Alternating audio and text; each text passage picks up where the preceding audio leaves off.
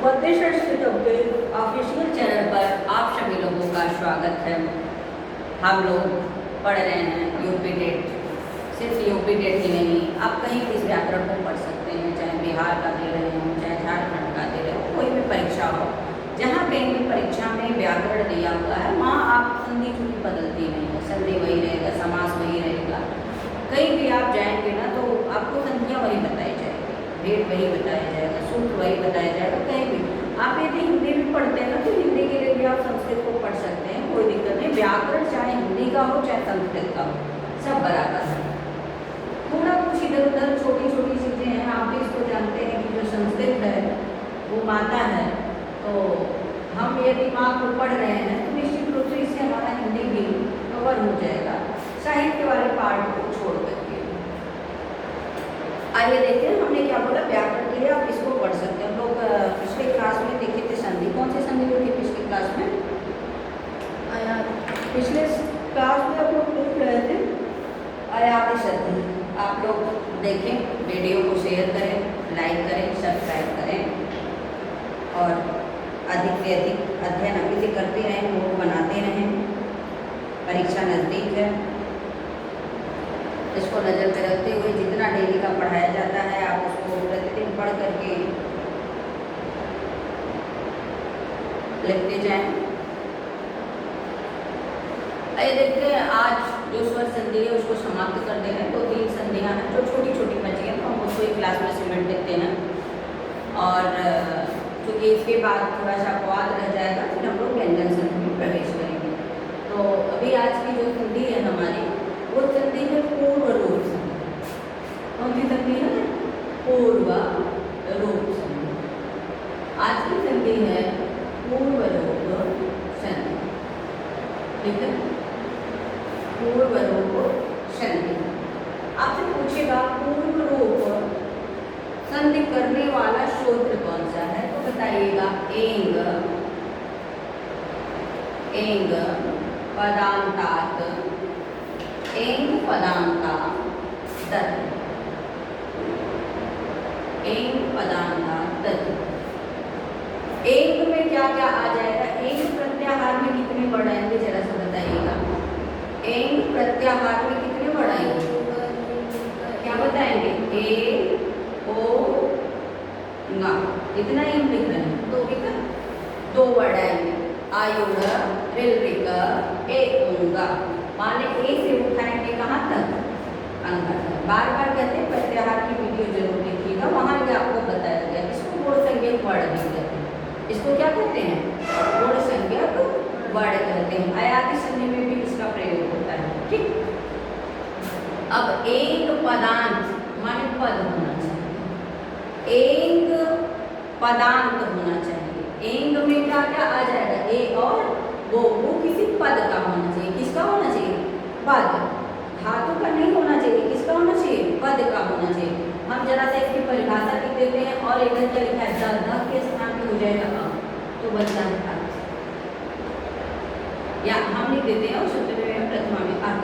यदि ता हलंत है तो सिर्फ अपने वर्ड का बोध करवाता है। यहाँ हमको मिला एंग, ठीक, और अर्थ।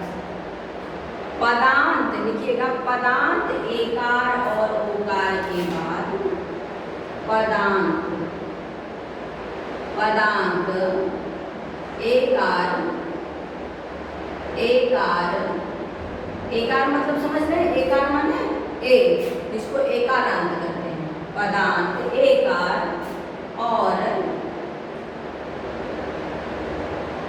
ओकार के बाद, ए और ओ आया है ना, ओकार मतलब ओ। पदांत एकार और ओकार के बाद, पदांत एकार और ओकार के बाद यदि अ आवे, कौन सा आ जाए? अ। यदि अ आए वो भी केवल ह्रस्व आ नहीं लेना है आपको।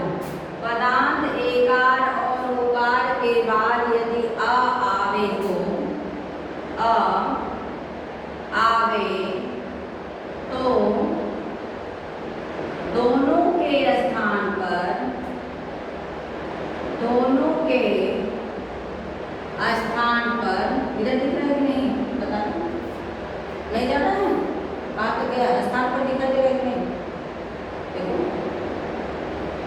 पदांत एकार और ओकार के बाद यदि ह्रस्व अ आवे तो दोनों के स्थान पर क्रमशः क्या करेंगे, क्रमशः में क्या आएगा, ए और ओ, क्रमशः में क्या है, ए और ओ, ए और ओ, ये समझ जाइएगा, ए और ओ क्या हो जाता है, पूर्व रूप हो जाता है, जिसको पूर्वाग्रह कहते हैं, माने अ के स्थान पे क्या होता है, परिवर्तन हो जाता है, क्रमशः ए और ओ लिख लीजिए, पूर्व रूप, पूर्व रूप, इसी पोस्टर में ना ये की तरह चिन्ह बना लीजिएगा, जिसको पूर्व रूप का चिन्ह यही है, इसको अवग्रह भी कहते हैं, इसको क्या कहते हैं, अवग्रह, इसको क्या कहेंगे, अवग्रह, पूर्व रूप हो जाता है। अब देखिए इसी संधि को हम एकदम छोटे में बता देते हैं, इतना बड़ी परिभाषा लिखने की कोई जरूरत नहीं, ये क्या कहा, ए होगा, एकार हो और क्या हो, ओकार हो, ए और ओ, ये कैसा होना चाहिए, पदांत, कैसा होना चाहिए, पदांत, माने पद के अंत में या तो ए आ जाए या तो ओ आ जाए, और उसके तुरंत बाद यदि क्या होगा, अ होगा, एक ही कंडीशन है ना, उसके तुरंत बाद यदि अ होगा तो ये दोनों को मिला करके ए और ओ, तो आ को विशेष रूप से क्या हो जाता है, अवग्रह, आ को क्या हो जाएगा, अवग्रह हो जाएगा, कुछ करना नहीं है इस संधि को। ये देखिए आपको संधि क्या कही, एक पदांत होना चाहिए, ए और ओ कैसा होना चाहिए, पदांत ए और ओ होना चाहिए ना, वो किसी पद का होना चाहिए, किसका होना चाहिए, पद का होना चाहिए। हम उदाहरण की तरफ जरा सा देखते हैं, जैसे हरे विभक्ति का है ना, हरे क्या है, पद है, हरे हरे आता है ना, हरे आओ, मान लीजिए हमने क्या ले लिया, हरे उदाहरण ले रहे हैं, देखिएगा हरे और क्या कहा, आओ, ये पदांत ए है कि नहीं है, क्या है, देखो लिखो मत, पहले देखो हरे क्या है, पदांत है, पद के अंत में क्या आ रहा है, ए, और उसके तुरंत बाद क्या आना चाहिए, आ, तो इसके स्थान पे क्या हो जाएगा, अवग्रह, यही बनेगा, क्या बनेगा, हरे आ, ऐसे बन जाता है। पूछता है कि इस हरे में कौन सी संधि है, तो क्या बताएंगे, पूर्व रूप बताते हैं। अच्छा एक चीज आप ऐसे भी देखिए, इसको हम लोग पढ़ते हैं, ये दीर्घ स्वर है, ये क्या है, दीर्घ स्वर है ना, यदि इसको तोड़ेंगे तो थोड़ा और बड़ा हो जाएगा, ये जो है वो दीर्घ स्वर है, और आ ह्रस्व है कि नहीं, बड़े आदमी को लोग क्या करते हैं, तोड़, जो बड़े लोग हैं छोटे लोगों को तोड़ मरोड़ के टेढ़ा कर देते हैं, वो जीने नहीं देते हैं, जिसके पास आप देखेंगे कि चार तल्ला जगह बनला बगले मगर के ऊपर मड़ई था, तो कोशिश भी करेगा कि ऊपर मड़इयो उजर जाए, यही है सच्चाई समाज कि भाई उनके पास इतना धन है तो ये नहीं चाहेंगे कि आपकी मड़ई से एक तल्ला बन जाए, नहीं, यही कर रहा है। हरे में क्या है, ए है, हरे में क्या मिला हमको, ए मिला, तो ये बताइए जो ए है ये दीर्घ स्वर था कि नहीं था, था ना, इसको संयुक्त भी, ये ऑलरेडी भारी है, आ और ई के संयोग से ए बना था, और आ छोटा है ना, छोटे लोग को कोई जीने नहीं देता है, ये सही बात है, जो छोटे लोग हैं ना उनको कोई नहीं जीने देता है, वो जाएंगे उनके पास साइकिल है तो लोग सोचेंगे इनका साइकिल भी गायब कर दो, पैदल चलो ना, हरे। उसके बाद दूसरा उदाहरण है बिछड़ो धन आओ, दूसरा उदाहरण क्या है, बिछड़ो, देखिएगा बिछड़ो आओ, अब बिछड़ो में क्या दिख रहा है, ओ, ये बिछड़ो क्या है, पदांत ओ है, ये क्या है, पदांत ओ है, तो या तो ए पद का अंत होना चाहिए या तो ओ पदांत होना चाहिए, ठीक है, बिछड़ो में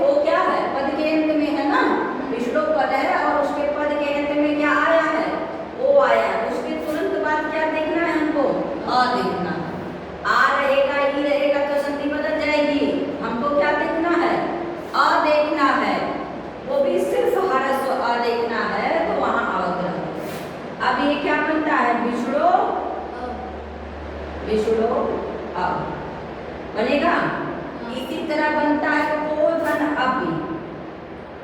क्या रहता है को धन अपी। अब आपसे कोई पूछेगा को अपी में कौन संधि है तो क्या बताएंगे पूर्व रूप हो जाएगी ना। तो ओ है उसके बाद क्या है आ है, क्या लिखेंगे को अपी। अब अगर हो जाएगा ना की जगह पे ये को बड़ा है गा में वो क्या है बड़ा है, तो छोटे आदमी के लोग ऐसे होके टेढ़िया देते हैं, ये आ ही क्या करता है अपने रूप को बदल देता है। लोग कहते हैं तुम भी हमारी तरह हो जाओ ना, तुम्हारी कोई इज्जत नहीं, आओ हमारे घर में। नौकरी करने वालों लोग सोचते वो नौकरी पड़ेगा, मालिक कभी नहीं, ये मालिक है ना, ये भारी है। और उसके बाद देखो ये यही समाज की भी सच्चाई है। आप किसी को देखेंगे चलती भी उसी की है, भारे वाले की चलती है। वो क्या किया तोड़ मरोड़ के कहा गया अब तू हेतरे तेरे नहीं रहा है ऐसे अब बोल जाओ, उसी में क्या कर दिया वो टेढ़ा मेढ़ा कर दिया। और लोग ऐसे करते हैं जीवन में भी कि जिसका जो थोड़े आर्थिक स्थिति से कमजोर लोग हैं उनको जीने नहीं दे रहा, उन्हें टेढ़ मड़ेड़ के एकदम गोली कह दे लोग चला यार खींच रहता है अपने को, यही हो रहा है ना।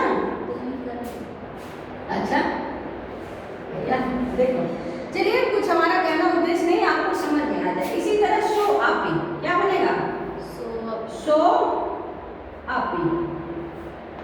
अब आपसे जब संधि विच्छेद पूछेगा तो इस तरह लिखिएगा और इसको क्या लिखेंगे आपी माने क्या होता है भी शो आपी को आपी बन जाएगा।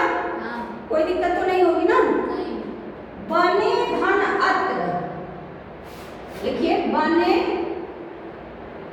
धन अत्र, ये क्या बनेगा बने अत्र बन जाएगा, कोई दिक्कत नहीं होगी, मुझे लगता है समझ में आ गया होगा। ते धन अद्य,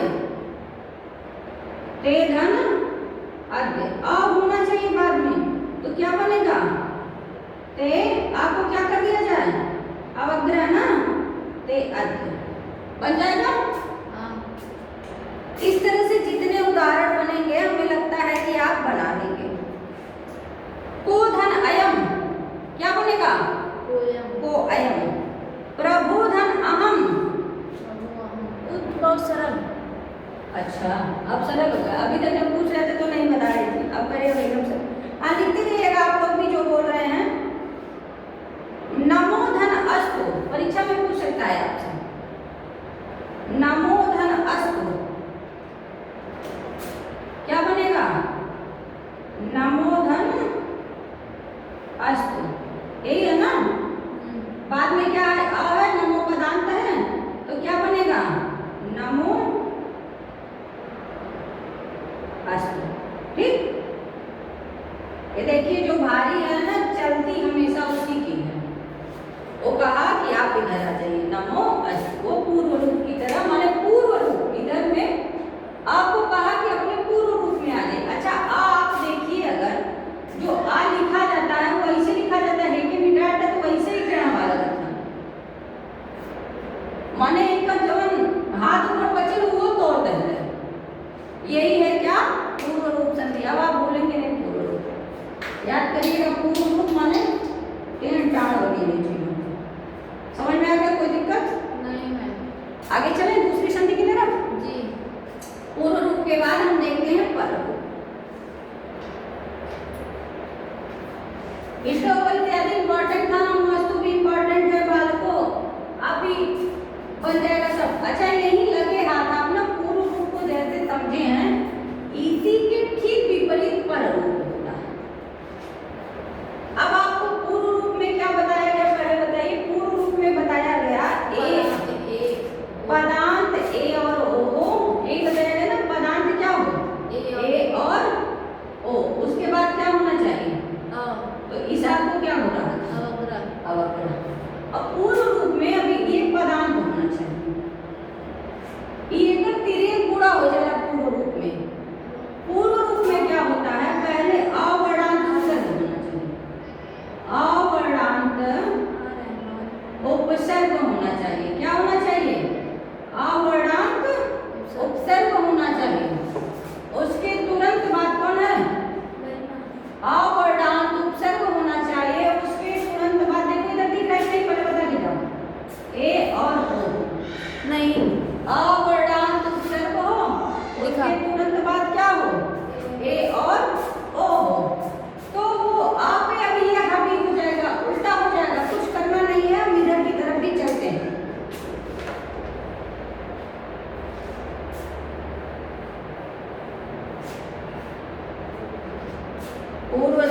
बाद जो संधि है वो है पर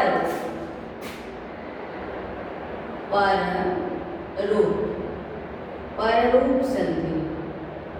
पूर्व रूप के बाद जो दूसरी संधि हम लोग पढ़ रहे हैं वो है पर रूप। इसका सूत्र है एंग पर रूपम। क्या है? एंग पर रूपम।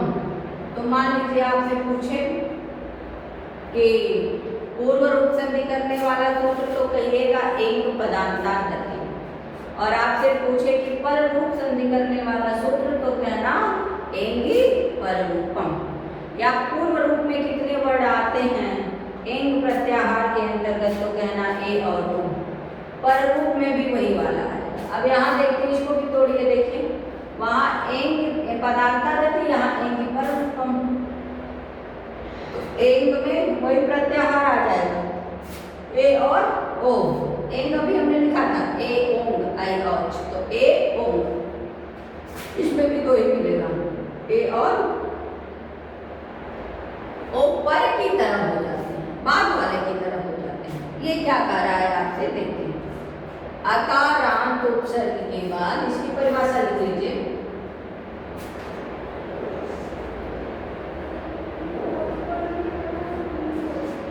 अकारांत उपसर्ग के बाद सूत्र क्या बोल रहा है? अकारांत उपसर्ग के बाद, अकारांत उपसर्ग के बाद एंग पर रूपम जो है वो कह रहा है कि अकारांत उपसर्ग के बाद ए और ओ आए। क्या आ जाए? ए और ओ। अकारांत उपसर्ग के बाद ए और ओ। ए ओ मतलब एंग प्रत्याहार। एंग प्रत्याहार में कितने वर्ड बताया गया? दो वर्ड ना। एंग प्रत्याहार से प्रारंभ होने वाली धातु हो एंग प्रत्याहार। आप कह सकते हैं एंग प्रत्याहार भी, या एंग से प्रारंभ होने वाली धातु हो। एंग प्रत्याहार में ये आ जाएगा, इसके लिए आपको लिखिए एंग प्रत्याहार माने एंग से प्रारंभ होने वाली, एंग से प्रारंभ होने वाली धातु हो तो पर की तरह से रूप हो जाता है। तो पर की तरह से रूप हो जाता है। अकारांत उपसर्ग के बाद ए और ओ, एंग प्रत्याहार। उसके बाद एंग प्रत्याहार माने एंग से प्रारंभ होने वाली, यहाँ कंडीशन आई है धातु। यहाँ क्या चाहिए? धातु। उसमें पूर्व रूप में क्या चाहिए था? पदांत ए हो चाहिए था। वो कैसा होना चाहिए था? पदांत। कभी कभी परीक्षा में इसको घुमाएगा, ध्यान दीजिएगा। उसमें क्या था? पदांत ए और ओ। ये था ना, पदांत ए और ओ। उसके बाद क्या होना चाहिए? अ, ह्रस्व अ। तो उस अ को क्या हो जा रहा था? अवग्रह। ये पूर्व रूप संधि है। अब ये क्या कर रहा है कि इसमें अकारांत उपसर्ग पहले हो जाए। ये क्या हो जाए? अ। ये क्या होना चाहिए? उपसर्ग होना चाहिए। ये क्या होना चाहिए? अ से शुरू होने वाला उपसर्ग होना चाहिए। उपसर्ग कितने हैं? 22 उपसर्ग हैं। अब 22 उपसर्ग में सब तो अ से शुरू नहीं है ना, तो कह रहे हैं कि अकारांत माने अंत में अ होना चाहिए। अंत में क्या होना चाहिए? अ। जिसके अब ये बताइए, जैसे लिखा हुआ परा, परा के अंत में क्या आ रहा है? अ आ रहा है। आ। इसका मतलब ये उत्तर गलत है। अब लिखा है प्र, प्र के अंत में क्या है? ये अकारांत उपसर्ग हो जाएगा। हम ले लेते हैं प्र, उप हो जाएगा ना। निर भी उपसर्ग है। क्या है? निर। इसके अंत में क्या है? ई है, रा हलंत है ना। इसके अंत में स्वर क्या है? ई है। उसी तरह दुष हो गया। मान लीजिए हम कहते हैं दुष, इसके अंत में क्या है? ऊ है ना। दुष, दूर, नीर ना। एक ऐसा उपसर्ग लेना है जो अकारांत, माने जिस उपसर्ग के अंत में अ आए, जिस उपसर्ग के अंत में क्या आ जाए, अ आएगा, ठीक। और उसके तुरंत बाद क्या आना चाहिए, ए और ओ से शुरू होने वाली कोई धातु। क्या होना चाहिए, अकारांत उपसर्ग, समझ में आया। उपसर्ग का अ, उपसर्ग में क्या होना चाहिए, अंत होना चाहिए, ध्यान रखना, ठीक है। जो उपसर्ग की शुरुआत होगी वो किसमें अंत होगा, अ में होगा। उसके तुरंत बाद क्या आना चाहिए, तो कह रहे हैं या तो ए या तो ओ, इससे शुरू होने वाली धातुएं होनी चाहिए। ये नहीं कि ए ओ से बहुत कुछ शुरू हो जाएगा, तो कहे कि यहाँ भी कंडीशन रखी है, अवर्णांत उपसर्ग हो और ए और ओ से शुरू होने वाली धातुएं हो तो कुछ नहीं करना है इसमें, ये सीधे आ के ऊपर घोड़ैया चढ़ जाएगा, गाने बैठ जाएगा, कुछ इसमें करना नहीं है। ज्यादा लिखेंगे तो आप लोग परेशान हो जाएंगे। जो लिखा है ना, क्या कर रहा है कि पर की तरह से रूप हो जाता है, जो बाद वाला है उसी में वो, जैसे इसका उदाहरण जो बहुत पॉपुलर उदाहरण, इसका ज्यादा उदाहरण है विनेप्रा धन एजते, ये क्या है, एजते ना, तो एजते ये धातु है, ये क्या है, ए से शुरू होने, क्योंकि हमारे पास धातुओं की संख्या लगभग 2000 है, उन 2000 धातुओं में आपको ऐसी धातुएं लेना है जो ए से शुरू होने वाली धातु हो और ओ से शुरू होने वाली धातु हो, और उसके तुरंत पहले अवर्णांत उपसर्ग हो। तो प्रा के अंत में क्या है, आ है ना। अब हम इसको देखते हैं कि क्या करें, कुछ करते हैं, इसको बहुत लंबा नहीं लेके जा रहे हैं, तोड़ नहीं रहे। ए को क्या करेंगे, इसी पे चढ़ा दीजिए, क्या बन जाएगा, ए को सीधे घोड़ैया चढ़ा दीजिए, बनेगा प्रेजते। बहुत बार पूछता भी, एजते ए से शुरू होने वाली धातु होना चाहिए और क्रम में क्या होना चाहिए, अंत होना चाहिए। उसी तरह दूसरा उदाहरण लेते हैं, उपधन औषध। औषध क्या है, धातु है, औषध क्या है, धातु है, और इसके अंत में क्या आ रहा है, उपसर्ग है ना। ये भी ध्यान रखना, आपको यहाँ उपसर्ग ही लेना है, ठीक है। अवर्णांत उपसर्ग होना चाहिए जिसके अंत में क्या आए, आ आए। निस भी उपसर्ग है, निर भी उपसर्ग है, दुस उपसर्ग है, दुर उपसर्ग है, पर सबके अंत में अ नहीं मिल रहा है, ठीक है। तो कह रहा है अवर्णांत उपसर्ग होना चाहिए, उसके तुरंत बाद ओ से, ए और ओ से शुरू होने वाली धातु होना चाहिए। तो कुछ मत करिए, इधर आ है तो क्या बन जाएगा, घोड़ैया चढ़ा दीजिए बस, उपोषक, ठीक है, बनेगा। इसी तरह से प्रधन औषध बनेगा जी मैम, प्रधन औषध, ठीक है, अच्छा नाम रखना, प्रधन औषध, तो क्या बनेगा, ना, ये बन जाएगा प्रोषध, ठीक। और कोई उदाहरण जैसे गंगे धन अमु, हम लेते हैं गंगे धन अमु, ठीक है। नहीं, ये दूसरा उदाहरण हो जाएगा, प्रकृति का वाला, ये अभी पढ़ाना है। चलिए, इसका मुझे लगता है इतना ही उदाहरण है, इसका ज्यादा उदाहरण देता भी नहीं है। अवधन ए, एक लिख लीजिए, अवधन ए, उसमें अमु है ना, बाद वाले पद में हो गया, अवधन ए बनेगा, क्या बनेगा, अवे बन जाएगा ना। चलिए, ये तक से मुझे लगता है इतना पर्याप्त है, इससे बाहर का उदाहरण नहीं पूछता है। 9, 10, 11, 12 टीजीटी तक यही उदाहरण दिया है सभी पुस्तकों में। पीजीटी का भी पढ़ते हैं तो भी वही मिलता है हमको सारी पुस्तकों में, और जो है वो थोड़ा सा विवादित है, तो आप लोग के लिए इतना ही पर्याप्त है। इसी उदाहरण में पूछ देता, आपसे पूछेगा पर रूप संधि करने वाला सूत्र तो बताइएगा एंगी पर रूप, और पूछेगा पूर्व रूप संधि करने वाला सूत्र तो कहिएगा एंग पदार्था दति। उसमें आपको देखिए, इसका आप तिर्यक गुणा करेंगे तो सीधे निकल जाएगा, उसी का उल्टा होता है। इसमें ए और ओ पदार्थ, माने ए और ओ पहले होता है, उसके बाद क्या होता है, अ होता है, और इसमें क्या है, अ पहले रहेगा, ए और ओ बाद में होगा। ये क्या है, देखो ऐसे जाएगा कि नहीं, देखो समान मिला। ये संधि क्या है, एक दूसरे की उल्टी होती है। इसमें ए और ओ के बाद अ होता है, एक पदांत, ये पद होना चाहिए। इधर यही ए और ओ धातु में हो जाती है, ठीक है। ये पूर्व रूप है, ये क्या है, पूर्व रूप है, और ये क्या है, पर रूप है ना। ये क्या है, पर रूप। तो परीक्षा मान लीजिए खाली यही लिख दे ए और ओ प्लस है, ये क्या है, पूर्व रूप है कि पर रूप, तो क्या बताएंगे, ये पूर्व रूप है। जब ए और ओ पहले होगा और बाद में आ होगा तो वो पूर्व रूप, और जब आ उपसर्ग पहले हो जाएगा बाद में ए और ओ होगा तो वहाँ पर रूप हो जाएगा, ठीक है। एक संधि बची है, स्वर संधि समाप्त हो जाएगी, यही छोटी सी है, उसको भी देख लेंगे। उसमें संधि है ही नहीं, कुछ करना नहीं है, छोटा छोटा था इसके लिए 2-3 को एक साथ पढ़ा दिए, बाकी सब एक एक संधियाँ एक दिन हुई हैं। तो आप लोग वीडियो को देखते रहिए, कॉपी पेन लेकर ही बैठिएगा, क्योंकि डिजिटल बोर्ड नहीं है। तो इस पर क्या होगा कि आप नोट बनाते जाएंगे तो कोई दिक्कत नहीं आएगी। और प्रैक्टिस सेट आप कोई भी, जब आप इस संधि को पढ़ रहे थे, कोई भी प्रैक्टिस सेट उठाइए, संज्ञा पढ़ चुके, संधि पढ़ चुके, तो आप उसको सॉल्व करिए। आगे देखते हैं जो संधि है, प्रकृति भाव है ना, चलिए प्रकृति भाव।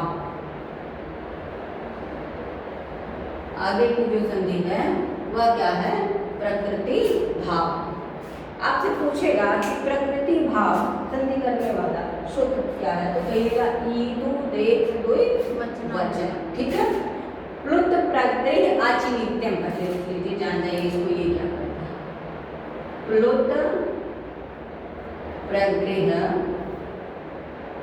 प्लुत प्रकृति अलग अलग लिख दे रहे हैं, आचि नित्यम। जो प्रकृति होता है, आप लोग को पढ़ाया गया है संज्ञा में, ईदु देत दुई वचनम प्रकृतियम बताया गया ना। प्रकृति संज्ञा करने वाला सूत्र आपको बताया गया कि ईदु देत दुई वचनम, इसको भी यहाँ समझ लीजिए, ईदु देत दुई वचनम, ईदु देत दुई वचनम प्रकृतियम। ये ईदु देत दुई वचनम प्रकृतियम। एक तो जो प्लुत होता है प्रकृति भाव, मतलब जिसमें संधि का अभाव, जिसमें संधि कार्य हो ही नहीं, जैसे है उसको उसी रूप में उतार दिया जाएगा। इसमें बहुत कुछ संधि आपको पढ़ना है। एक तो प्लुत के साथ भी संधि नहीं होती है, जो प्लुत होता है, जैसे हम लोग बताया था स्वर के 3 में, हरस्व, दीर्घ और प्लुत ना। तो जो हरस्व है वहाँ संधि कार्य हुआ, दीर्घ में संधि कार्य हुआ। जो प्लुत की कितनी मात्रा, 3 मात्रा बताई गई थी ना, प्लुत की कितनी मात्रा, 3 मात्रा। तो कह रहा है प्लुत भी प्रकृतियम और अच, इसमें जो प्लुत अच है, कौन सा अच, प्लुत अच है ना, और प्रकृति की ये नित्य रहता है, इसमें कोई भी संधि कार्य नहीं होता है। प्लुत प्रकृतियम अच नित्यम करता है। जो प्रकृति है उसका भी प्रकृति भाव हो जाएगा, माने भाव माने अभाव, इसका अभाव, संधि का अभाव। इसमें देखिए बनता है, अभी इसको तोड़े थे हम पीछे, इससे क्या मिला था, दीर्घ ईकारांत। ये क्या लिखा, ईत, द के स्थान पे क्या हो जा रहा था, ता, ईत, फिर क्या बन रहा था, ऊत, फिर एत, ईत, ऊत और एत।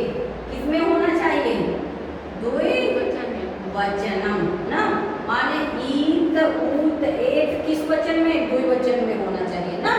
ये द्विवचन होना चाहिए। दीर्घ इकारांत कंडीशन है, दीर्घ उकारांत और एकारांत, इसकी भी यहाँ भी संधि कार्य नहीं होता है। अब आपको उदाहरण मिलता है इसका, जितना उदाहरण वही सारी किताब में है, चाहे हम टीजीटी देखते हैं, पीजीटी देखते हैं, कोई भी किताब पढ़ाते हैं, टेट में भी वही उदाहरण दिया होता है। क्योंकि संधि हमने बताया ना, व्याकरण कहीं का हो, आप उसी कोई भी व्याकरण टेट वाले भी पढ़ सकते हैं, टीजीटी वाले भी पढ़ सकते हैं, पर उसमें जो अपवाद रहते हैं वो थोड़ा सा बस आप लोग में कम है। अब इसका उदाहरण है हरि एकम, हरि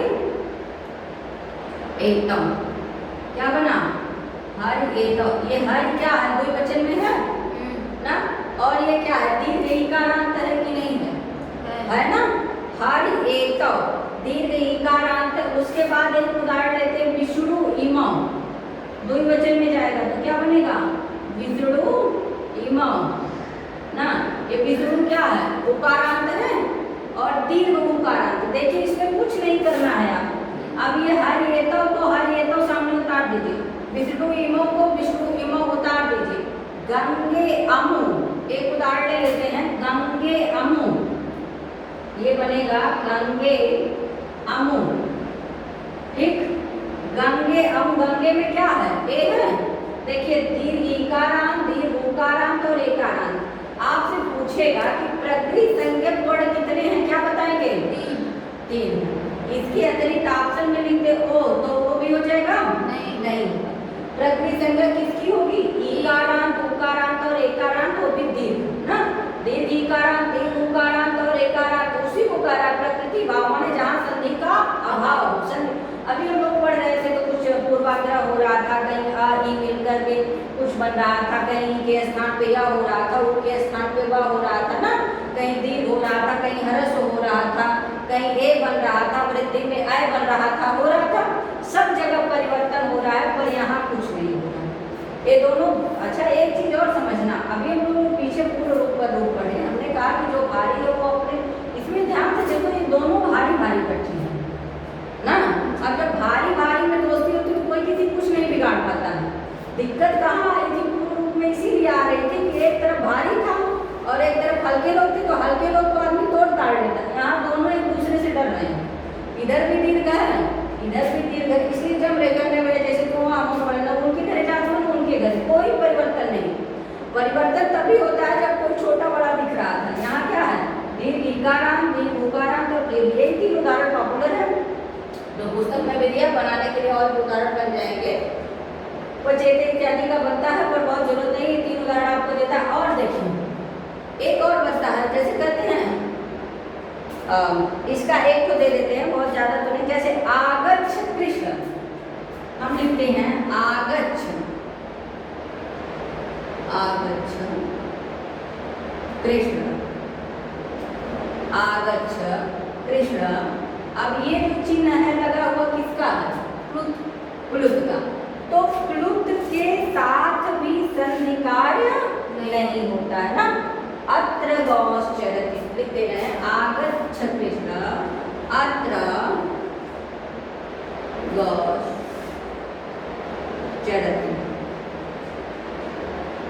अत्र गौश्चरति ना।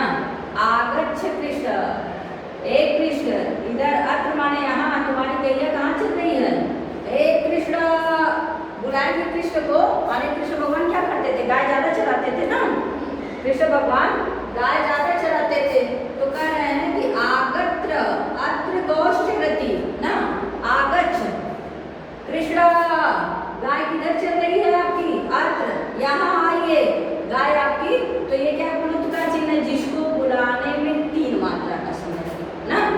गैया खोज रहे थे कृष्ण भगवान, तो यहाँ भी देखो आगच्छ कृष्ण को आगच्छ कृष्ण उतार दिया गया, ठीक है।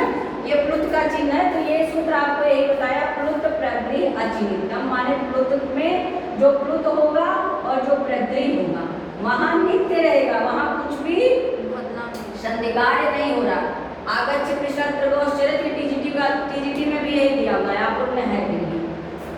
और ईदु देत द्विवचनम प्रगृह्यम, यहाँ से ये जो प्रगृही था, एक प्रगृही संज्ञक वर्ण है ना, तो यहाँ भी संधि का, प्लुत में भी संधि नहीं होगी, प्रगृही में भी संधि नहीं होगी, इसलिए आप अचिन्त्यम यहाँ नित्य होगा, जो अजय है उसको नित्य छोड़ दीजिए, बस कोई दिक्कत नहीं ना।